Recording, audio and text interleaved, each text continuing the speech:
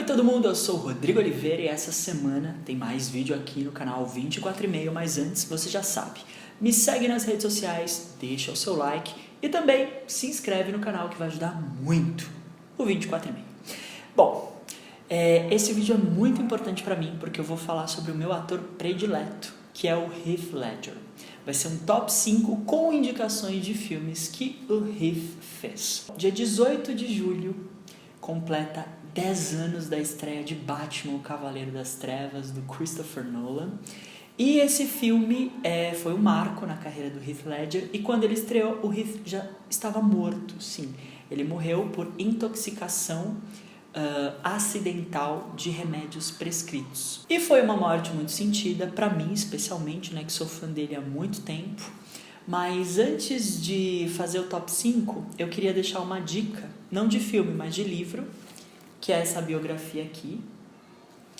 Para quem gosta do Heath, eu super recomendo que vocês a leiam. Enfim, para vocês saberem como foi esse trajeto, né, como foi essa chegada a Hollywood, já que na Austrália ele passou por várias produções menores. Ele fez um seriado chamado Sweat, depois uma soap opera, né, uma novela chamada Home and Away, e também ele ganhou visibilidade com o seriado Roar, que teve transmissão nos Estados Unidos. Então o livro, né, esse livro eu li há muitos anos, mas o livro conta toda essa trajetória do Heath. E no número 5 eu coloco esse filme aqui.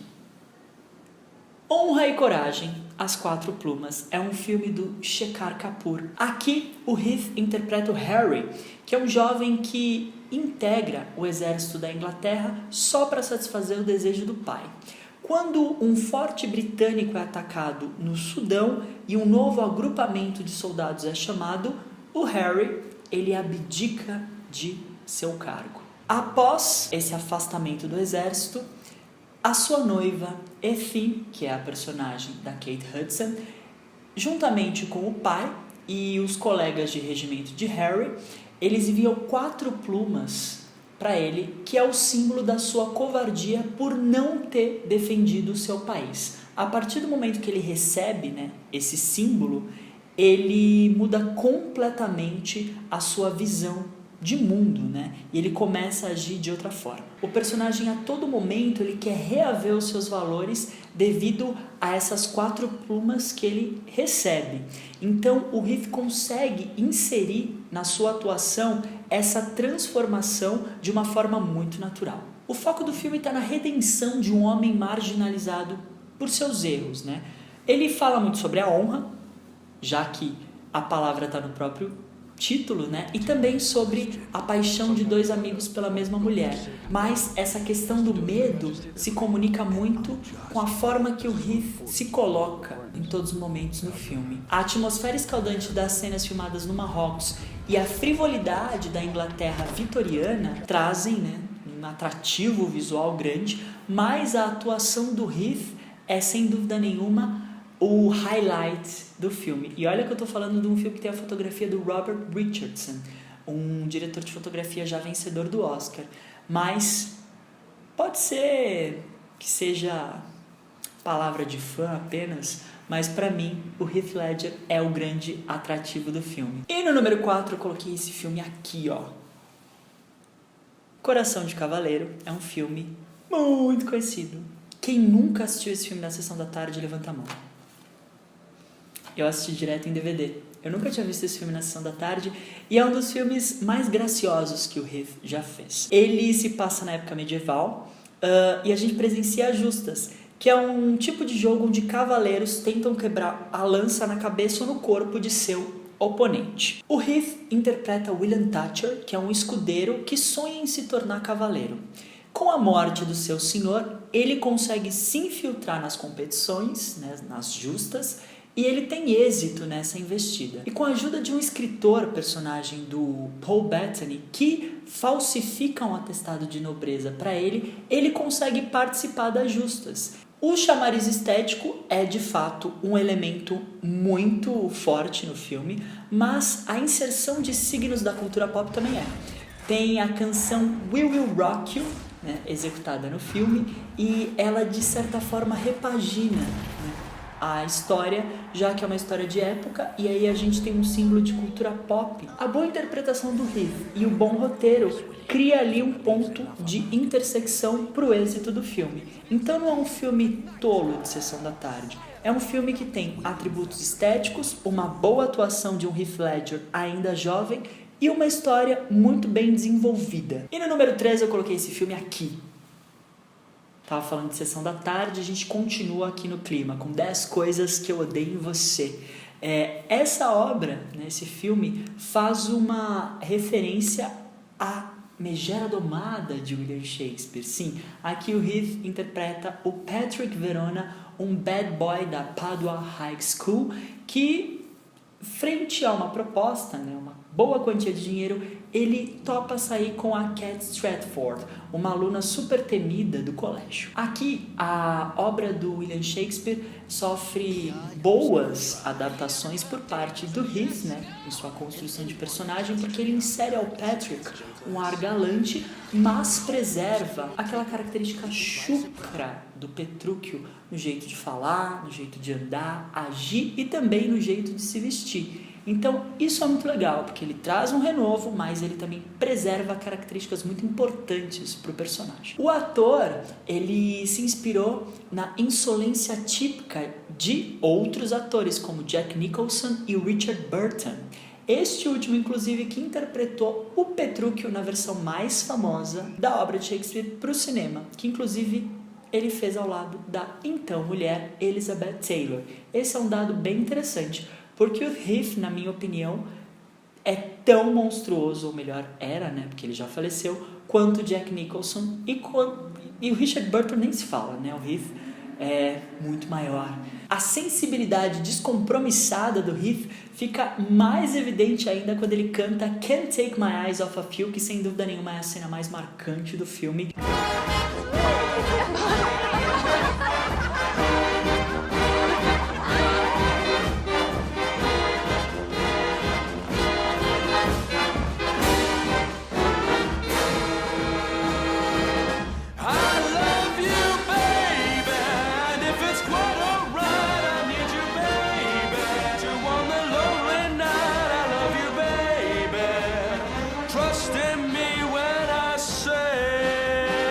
A personalidade ressonante da Cat também é outro ponto muito interessante da obra, né?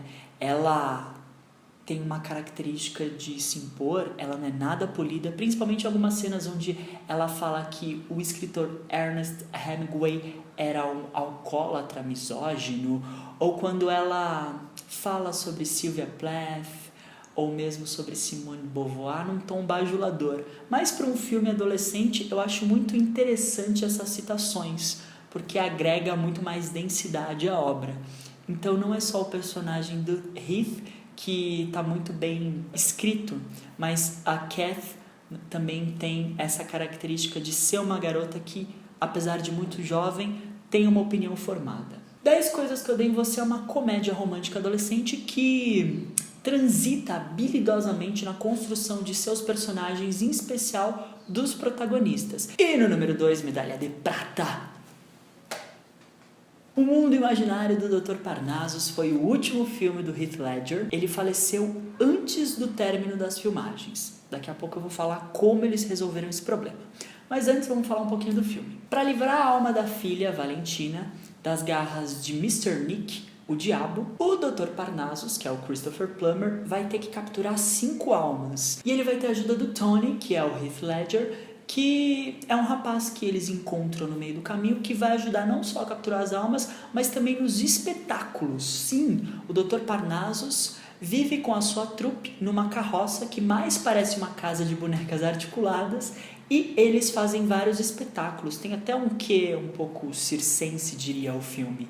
E o Heath aparece aí nessa jornada, se juntando à trupe e ajudando nessa missão e também nos espetáculos que eles promovem. Esse é um filme que também me chamou muita atenção para um novo ator, que foi o Andrew Garfield. Foi meu primeiro contato com o Andrew Garfield e ele me impressionou muito. Me lembrou até um Heath Ledger mais jovem, né? Esse carisma, essa coisa tão única que um ator tem, né? Que era no caso do Heath, eu espelhei um pouco na atuação do Andrew Garfield nesse filme é um dado interessante que eu queria trazer para vocês. Como eu disse, o Heath morreu antes do término das filmagens, só que o diretor ele achou uma saída, e essa saída foi brilhante. Quando o personagem do Heath, o Tony, entra na mente do Dr. Parnassus, ele se transforma em outros personagens. Fisicamente, ele tem outra feição, né? Outro jeito.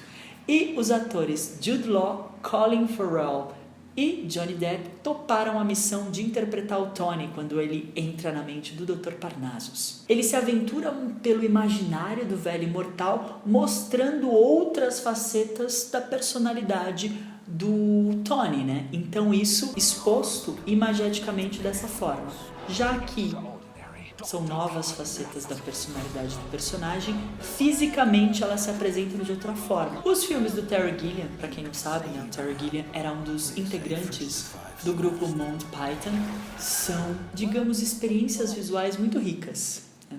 Quem não assistiu Brazil, o filme, vale muito a pena, é um filme muito importante, não só do cinema como um todo, mas sem dúvida é o filme mais importante da filmografia do Terry. E aqui a gente vê então essa característica visual muito impressionante, bem sedimentada, né? Então esse lado esteta do Terry Gilliam aqui está muito bem aplicado, né? E no número 1, não tinha como ser outro filme, né? Já que esse vídeo é em comemoração aos 10 anos da estreia de Batman, o Cavaleiro das Trevas, eis aqui o filme.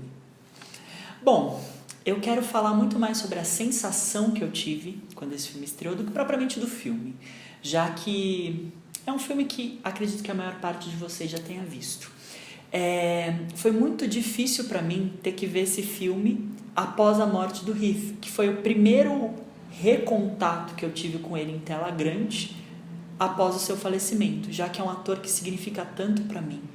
Então, assistir um dos personagens mais icônicos criados por ele foi realmente muito chocante, né? Ter contato aquela figura sádica tão bem, enfim, desenvolvida mesmo pelo ator, né? Pelo Heath. E ele conseguiu, sem dúvida nenhuma, superar o vilão criado pelo Jack Nicholson na versão do Homem-Morcego dirigida pelo Tim Burton.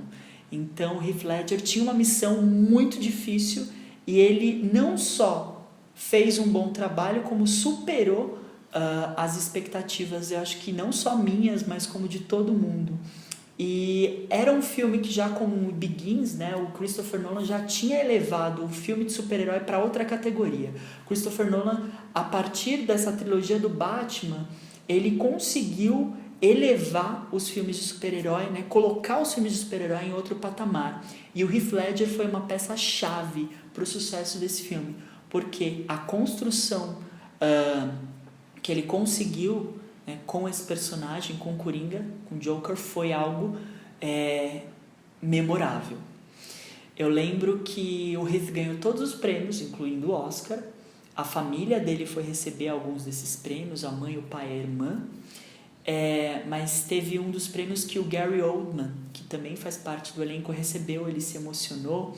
Nessa mesma época, mais ou menos em uma premiação, o Daniel Day-Lewis falou sobre a importância do Heath, também já emocionado, e ele tocou, né, mencionou uma atuação que eu adoro, e só não trouxe aqui nesse top 5, porque é um papel extremamente pequeno, né? Muito, muito, muito pequeno, mas a atuação do Heath nesse filme também é muito tocante para mim, que é A Última Ceia do Mark Foster, que ele se suicida logo no começo do filme. E aí nessa época o Daniel Day-Lewis, ele fala também uma preleção, um discurso sobre o Heath e sobre essa atuação específica. Então foi muito tocante, né? A estreia de Batman, o Cavaleiro das Trevas, por todos esses motivos externos, né? Não falando apenas sobre o filme. O filme já é conhecido da maior parte, né, de vocês, como eu mencionei anteriormente. A maldade explicitada pela forma visceral como o Heath interpreta o Joker é algo arrebatador e impressionante. E E muita gente vai dizer que o burburinho em cima desse filme se deu devido à morte dele, né? Por isso que o filme é tão falado até hoje, inclusive que ele só ganhou um Oscar póstumo por causa da morte.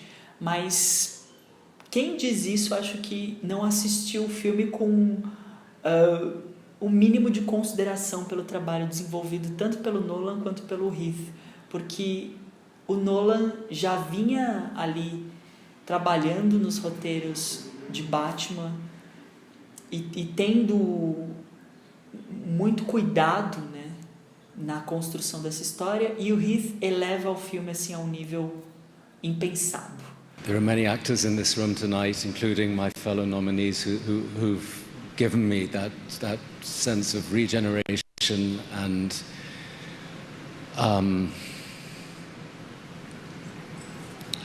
Heath Ledger gave it to me.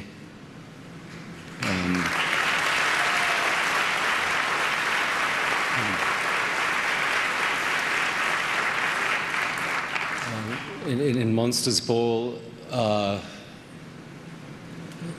that character that he created seemed to be almost like an unformed being, retreating from themselves, retreating from his father, from his life, even retreating from us, and yet we wanted to follow him, and yet we're scared to follow him almost. It was unique, and then of course in Brokeback Mountain he was unique, he was perfect.